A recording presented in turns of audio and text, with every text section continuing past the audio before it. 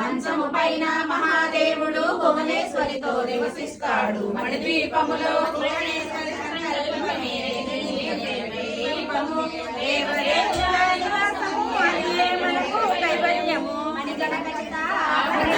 చింతామణి పరమేశ్వరి దాల్చి సౌందర్యానికి సౌందర్యముగా పడుతుంది మణిద్వీపములో పరదేవతను నిత్యము కొలచి మనసర్పించి అర్చించు సంపదలిచ్చి మణిదీపేశ్వరి దీవిస్తుంది. పరదేవతను నిత్యము కొలచి మనసర్పించి అర్చించినచో అపారధనము సంపదలిచ్చి మణిద్వీపేశ్వరి దీవిస్తుంది. నూతన గృహములు కట్టిన వారు మణిదీపవర్ధనతో 9 సార్లు చదివిన చాలు అంతా శుభమే అష్ట సంపదలతో వేరు. నూతన గృహములు కట్టిన వారు మణిదీపవర్ధన 9 సార్లు చదివిన చాలు అంతా శుభమే అష్ట సంపదల తొలతూరేరు. శివకవితేశ్వరి శ్రీ చక్రేశ్వరి